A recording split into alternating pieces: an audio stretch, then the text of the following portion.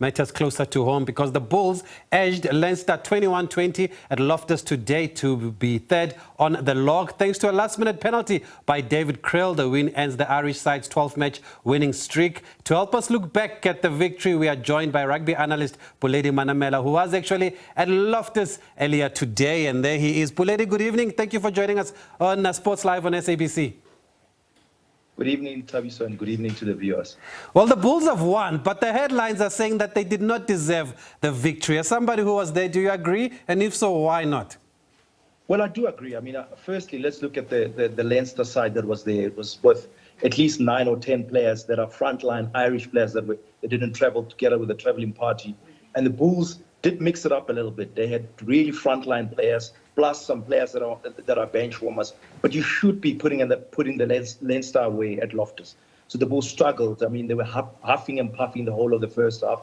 The second half, they really tried to push. But I think that they didn't dominate the game. They didn't look like they're the team, the home team. They didn't look like the Bulls we know. It was a bit tough for them to really dominate the game. And Leinster should have really won that game. So why is that? Why they're not looking like the Bulls that we know? What's missing then from their play? I think we have to appreciate the fact that this is a team that went to the URC final and just lost last year. But this season, they really don't look like a side that's dominant. And I think a couple of injuries have come. But I think the main thing is they don't have a pivot. They don't have a 10 who can dictate terms. They're struggling at the 10 position. And Bulls' game plan is a lot about forward momentum. The forwards will dictate the game, and the 10 will obviously drive the game between the forwards and the back line. And they don't have a 10 who can do that, and they've struggled a lot with that. And I look at the game plan, I look at how they play. They don't look like a side that really plays on the front foot, can dominate the game, because they're struggling in the 10 position. They have signed Handré Pollard. He will join them later this year. Will that solve their problems then? Because that's a move that caught a lot of people also off guard.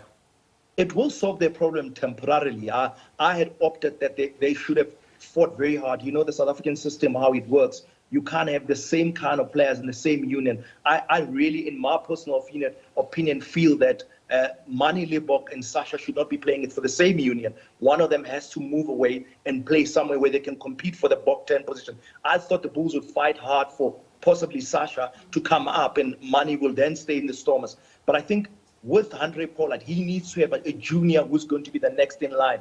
I don't think Johannes looks like he's going to be the guy. There needs to be a junior who's really, really up to the level of playing this kind of games, being able to play with a boot, being able to mix it up a little bit, and we needed that. And I thought they would have gone for someone like Sasha, although it's a bit far-fetched, but that would have solved their problems. Yeah, and there are questions about the availability of Handré Pollard with the Springbok commitments and the fact that they have to be rested for some of the matches also. So is that where you are coming from, that they should have a solid backup for him?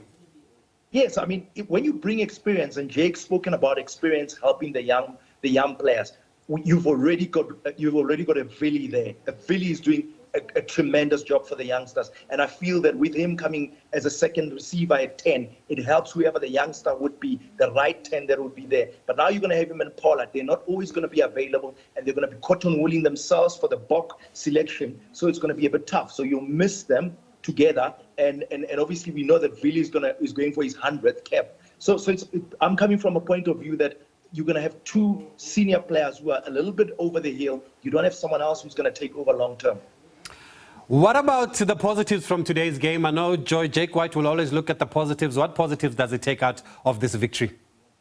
Well, from my side is that you were under the coach and you won the game. But I battled to see the positives in this game, and I think, I mean, the hardcore Bulls supporters and hardcore Bulls pundits, people that know the game very well, can see that long term the Bulls don't look like they can dominate. Tabi, so you've got to remember that this is a union that should be dominating teams at Loftus. I know that URC is a different competition, but we know what they did in Super Rugby. And my feeling is that there has to be an evolving way of doing things going forward. I do feel that in not such a long time, Bulls should be looking at Johan van Graan coming back and heading the coaching. I think you need a different view there, a different way of looking at things. And I think you should be joined by either Fourie du Preez or Victor Matfield. You need to evolve. There's new ways of doing things, and I have nothing against Jake, but I think the Bulls need to be dominating all the teams at Loftus. It sounds like he's under the microscope now, Jake White. Look, he should be. I mean, it's a big union. The Bulls haven't won a URC.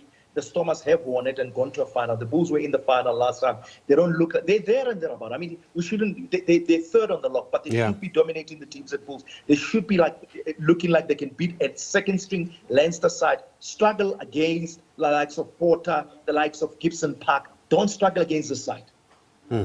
Let's talk about the Sharks. They continue to blow hot and cold, made heavy work of Zebre today. What did you make of that performance?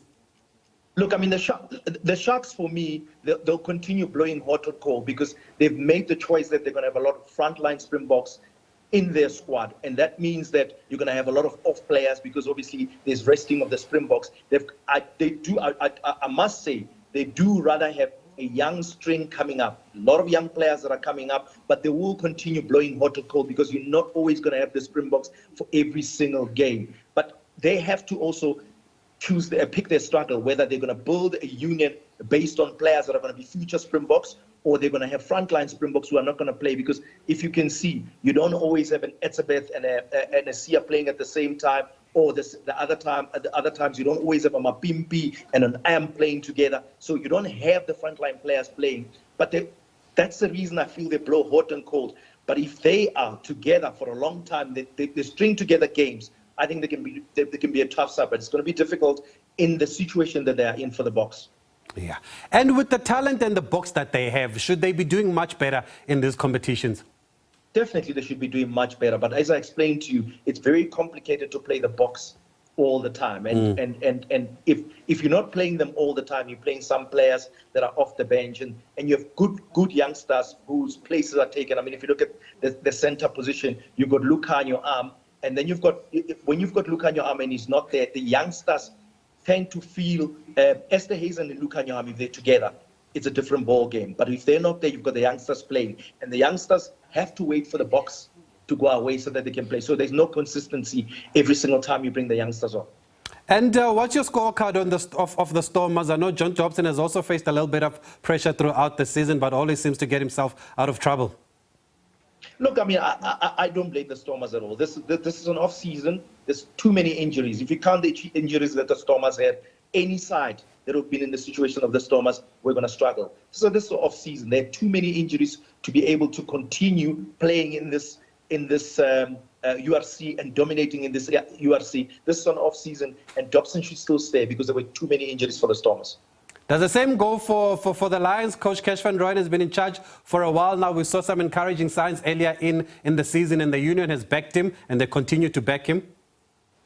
Tabi, so I feel like the Lions being our fourth side and obviously getting the youngsters and not having frontline players like the other three unions, they're getting there. I think they've got a lot of youngsters that are exciting. Their time will come. They've shown signs of where they can go. The bad side, the flip side of the coin is that you have players who get frustrated like Nohamba, then they want to go to Japan, they want to leave. But if they can keep the core of the team together for 2-3 seasons, they can come to dominate. I think Kesh is doing a fantastic job there.